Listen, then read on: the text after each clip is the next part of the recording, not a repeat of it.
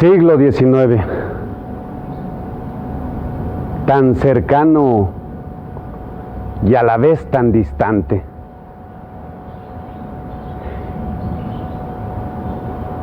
Por aquí pasaron la independencia y el movimiento de reforma.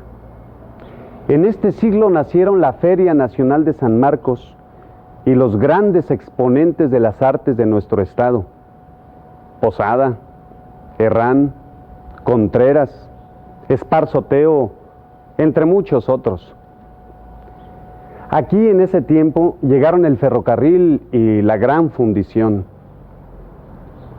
Pero también en este siglo se refuerza la convicción de ciudad, la necesidad de una identidad, de reconocernos como habitantes de este espacio.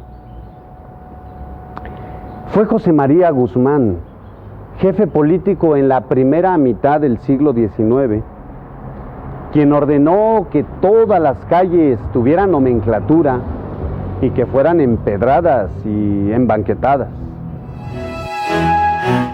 Un acto que para muchos pudiera parecer insignificante, nos habla de cómo un buen número de los nombres de las calles de la antigua villa tuvieron preeminencia ante las intenciones que a fin de cuentas triunfaron de rendir homenaje a héroes históricos, o lo que es peor, a personajes políticos. Esta calle, ahora Allende, fue un tiempo 2 cuadras adelante Morelos. Desde luego que esto después del triunfo de la independencia. Más adelante, pasando el Parián, era San Juan de Dios, y aquí donde me encuentro era la calle del Socorro. Seguramente historias o leyendas de tiempos pasados, personajes o familias importantes, negocios o establecimientos característicos o particularidades en la traza también dieron origen a los nombres de algunas calles.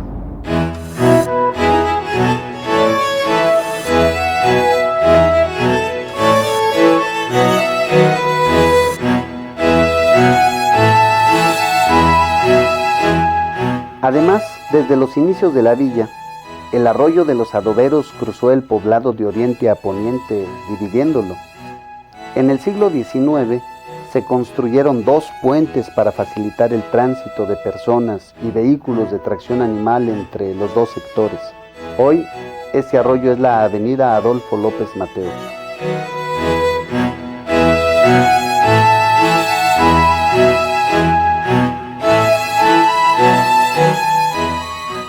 Hay mucha inestabilidad, muchos ir y venir de gobernadores a lo largo de casi todo el siglo XIX. Se ensayan también diferentes constituciones, pero lo peculiar en el caso de Aguascalientes es que durante el siglo XIX es cuando surge propiamente como Estado federal. A partir de 1880 se empieza a dar una época de estabilidad política y de crecimiento económico, que es la época conocida como el Porfiriato. Y Aguascalientes también se ve sumamente influido por el contexto nacional, porque es también durante esa época cuando el Estado comienza a conocer un mayor desarrollo económico, ya no hay luchas internas entre la clase política y eso favorece la inversión de capital extranjero.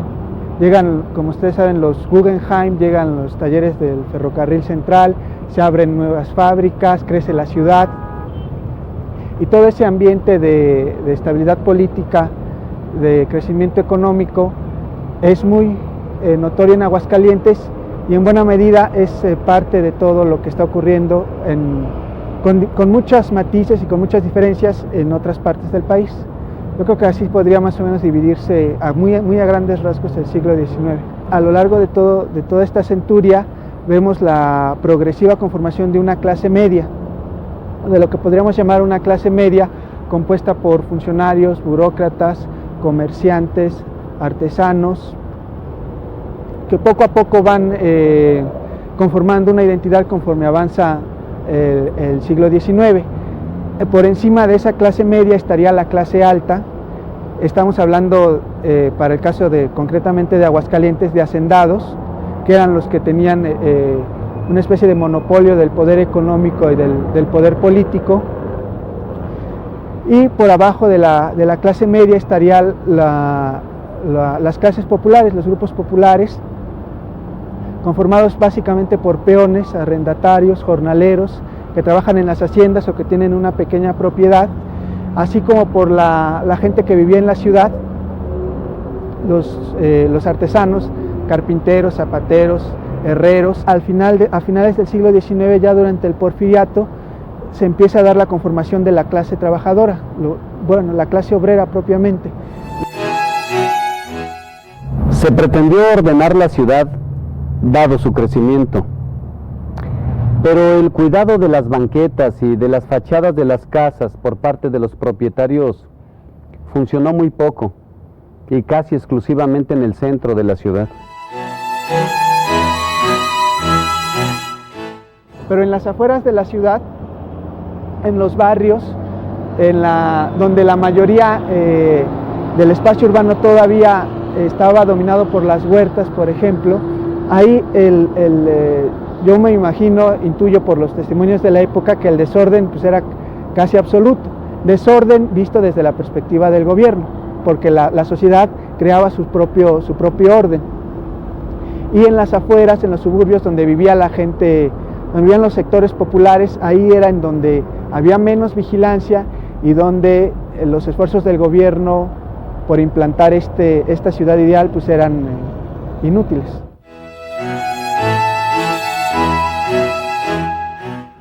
También surgieron muchos reglamentos para tratar de educar a los pobladores de la ciudad, pero tampoco funcionaron. Entre otras cosas, porque la ciudad idealizada era muy distinta de la ciudad en la que realmente vivían los habitantes de esta. Existía, por ejemplo, la obligación reglamentaria de caminar sobre las banquetas, pero muchas calles de la ciudad no tenían banquetas. No se permitía bañarse en las acequias ni defecar en las calles, pero no existía la infraestructura necesaria de drenaje y agua potable para todas las casas de la ciudad, especialmente en los límites y en los barrios populares. A veces nos imaginamos que en el siglo XIX, en tiempos pasados, pues la gente era muy recatada, iba a la iglesia, se portaba muy bien, pero realmente no, obviamente no era así. Cualquier oportunidad era buena para salir a divertirse. El grito del 15 de septiembre que se daba en la plaza principal, la fiesta del 12 de diciembre para la Virgen de Guadalupe, todos esos eran oportunidades en las que la gente se lanzaba a las calles y las usaba para la diversión, aunque también había formas de diversión privadas, como los fandangos, que eran bailes que se organizaban en las casas, que eran muy populares y a los que el gobierno siempre trataba de reprimir, precisamente porque corría mucho el alcohol. La vestimenta obviamente varía de acuerdo al grupo social. Lo que le preocupaba a las autoridades era la vestimenta de los grupos populares, los campesinos, los artesanos, la gente que trabajaba en las fábricas, la gente que vivía en los pueblos de alrededor Jesús María, Venaderos, las comunidades rurales, en donde lo común era precisamente el calzón de manta, el sombrero, el zarape, los guaraches, y toda esa vestimenta se empieza a ver como indeseable a los ojos de la élite de la época. Y la medida más notoria a este respecto fue intentar que la gente abandonara el calzón de manta.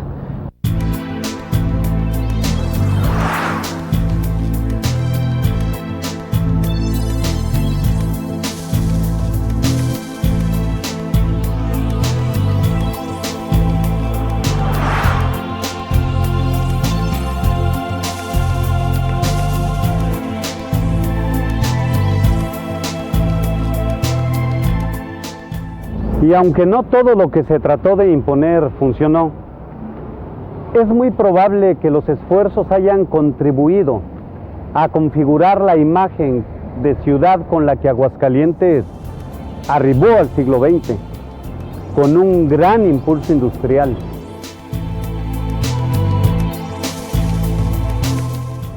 Sin lugar a dudas, durante los siglos XVI, XVII, XVIII y XIX, se sucedieron una serie de acontecimientos que marcaron el camino de Aguascalientes y dieron a la ciudad una cara, un rostro que conserva hasta nuestros días.